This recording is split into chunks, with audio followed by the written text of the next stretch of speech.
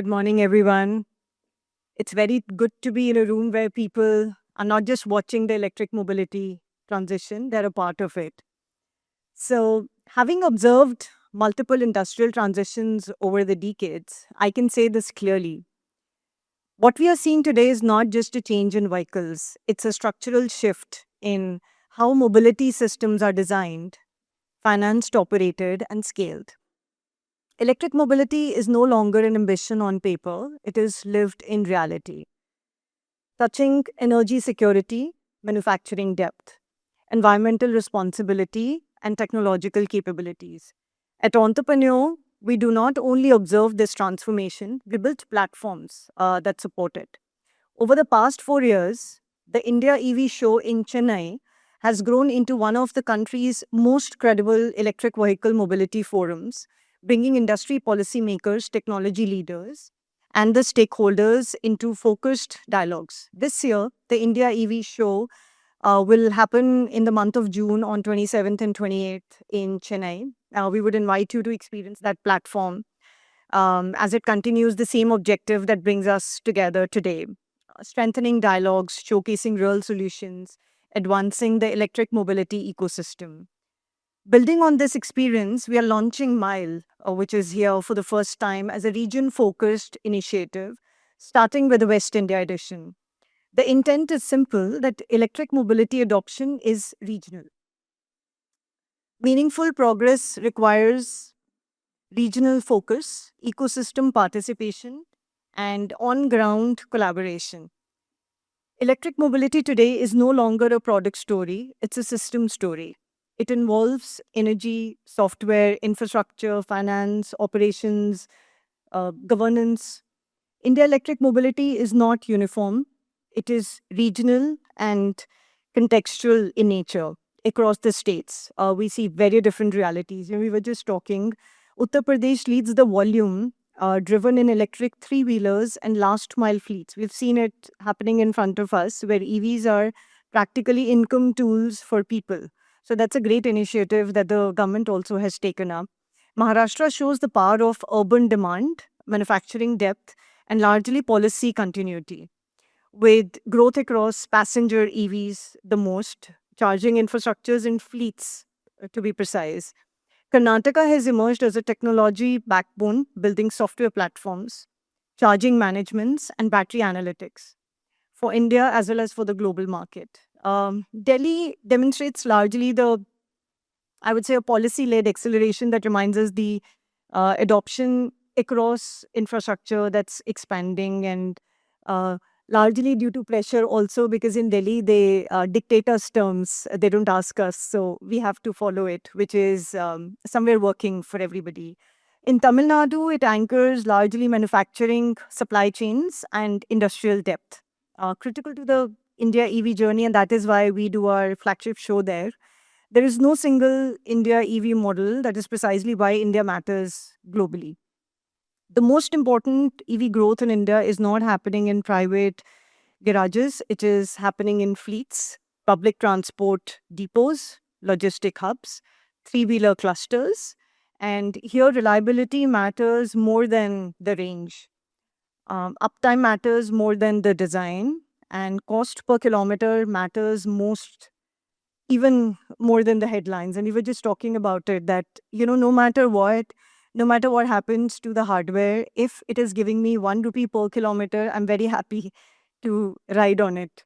And it is solving electric mobility where it is the hardest. The data reflects this momentum. It is in fact, in the last financial year, approximately 2.2 million electric vehicles were sold in India, repressing nearly 46% year on year growth.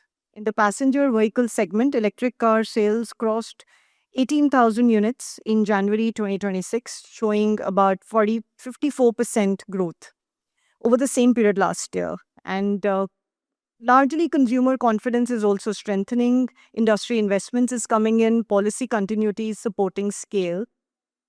Government initiatives such as FAME Phase 2, which is Production Linked Incentive Scheme, shows advanced chemistry cells and the National Electric Bus programs. It has created a strong foundation. Investments over 60,000 crore rupees have energized domestic manufacturing and supply chains. The next phase will not just be defined by volumes, it will be defined by localization, innovation capability, supply chain resilience, and global competitiveness. The key question before us are very clear. Can we build indigenous technologies? Can we manage battery life cycle responsibly? And can we integrate renewable energy with mobility, which is a big stress out thing, but it's something that our teams and innovations is really happening in India, which is largely being presented in the show also that we do in June.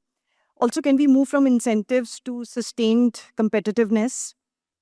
Electric vehicle intersects with national priorities, energy independence, air quality, employment, exports, climate goals, which is not just a sectoral shift, it has to be an economic recalibration globally. So the contrast is quite visible. In fact, in China, it scaled through manufacturing and subsidies and now faces a lot of consolidation. United States is a lot consumer driven but sensitive to charging confidence.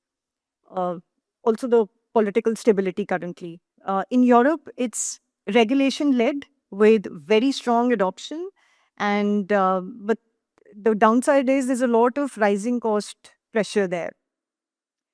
India is a little different. It stands a little apart in building electric mobility under a lot of pressure, I would say, and a lot of infrastructure constraints, a lot of demanding conditions, climatic conditions, adoption that continues with a lot of, we were just discussing, uh, you know, uh, something which is called as a civic sense or a responsibility towards our country and infrastructure is missing, because of which companies face a lot of loss in terms of losing it to the people.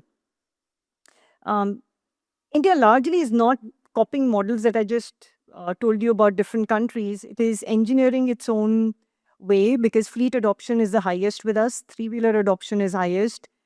We are working on software-driven efficiency, energy integration.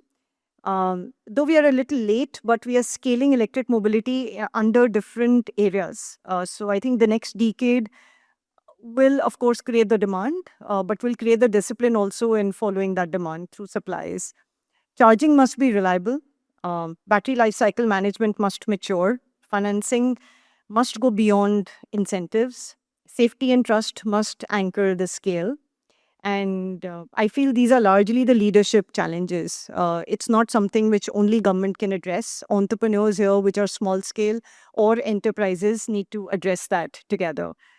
Um, Platforms such as this, which is MILE, exist to reinforce this alignment. And we try to connect policy with execution, capital with capability, recognition with responsibility. And that's what at large we feel India Electric ecosystem entails. And the responsibility now is on everybody for being durable. And growth without economics will not sustain. Adoption without trust is not happening currently also and will reverse in future.